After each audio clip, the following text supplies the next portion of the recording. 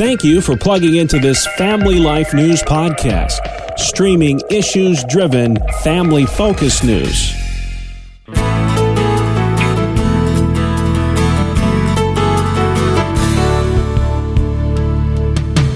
And welcome back to another edition of Issues in Education. Mondays during the Noon Report, we talk about the issues that matter most to our public schooling families with the one and only Dr. Ralph Kerr at the Teaching and Learning Institute. Ralph, there are a few topics that are getting as much attention these days as the coronavirus and the classroom topic, whether or not it's prudent to open school this fall. Many superintendents say that early August in New York is just too late for Governor Cuomo to make that call on New York schools. Do you agree with the superintendents? Yes, I certainly do. I mean, today, actually, he's supposed to give what he's calling final guidance, but then he continues to say that it'll be the first week of August where he'll make a final decision on reopening, and that is just too late. Superintendents need to be focused on, are we going to do in-person instruction, or are we going to try the failed attempt that we had earlier with the closing on the distance learning? And I think, keeping two strands open through the 1st of August is way too late. Yeah, the teachers' unions are really concerned about the teachers, because that's who they look out for, that, hey, look, if and there's more than 30 states where the numbers are going the wrong way, teachers may not come back to the classroom, and if there's no teachers, you can't really have school. What are the questions that teachers are asking right now, Ralph, that need to be answered? Well, there are several. I'll just quickly run through a few of them. What if I'm exposed to someone with COVID-19? Will I have to use my sick days because I have to self-quarantine? What are the extra responsibilities that I'm going to have as a teacher to ensure safety and cleanliness in the classroom? And finally, will I be guaranteed my job if we end up teaching remotely? Or what if I can't wear a mask for medical reasons and that's what's prescribed? I mean, they just scratch the surface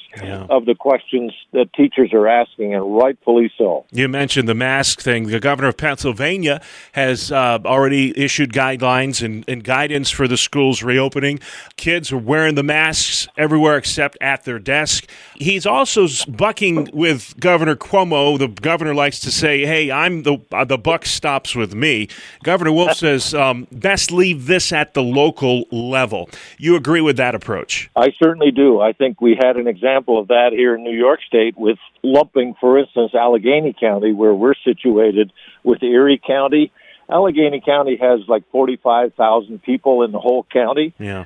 Erie County has more than 1 million people, and yet we were put in with Erie County for the reopening of stores and places like that. And I think what the governor in Pennsylvania is suggesting with looking at it regionally and at the local level is really the way to go, because there are so many differences. The state is so huge, and the differences are so big that looking at it regionally, to me, makes a lot more sense. Yeah, a lot of districts are saying that's why we need the decision now, Governor Cuomo, because the districts, there is no one-size-fits-all when it comes to public education. Let's talk more about some of the critics and the way the governor of New York is handling this. You are none too happy with how he's been communicating with his state education department as well as the Board of Regents. Please explain. Well, it's interesting. You said his state education department. That's really where the rub is. The state education department is not a department that falls under the leadership of the governor. And in the current situation, unfortunately, the state legislature passed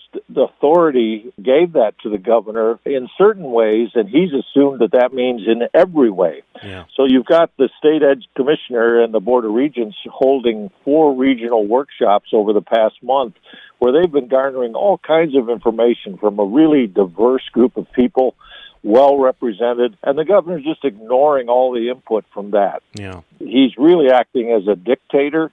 He wants to take the education over, and that's not his role. It's unfortunate that through all of this, the children, teachers, and the staff are caught in the middle of this thing, which is really a political football. And the governor is not only trying to be the coach, but the quarterback and everything else. And I think it's just plain wrong. Oh, there. Well, that will be the last word. Will there be school in the fall? Ralph, I hope you come back in a couple of weeks and talk more about this topic, because I'm sure it's still going to be in the news. But in the meantime, I'm sure it will be. Yeah, folks can check you out online. What's your website, sir? It's simply whyrun.org, whyrun.org.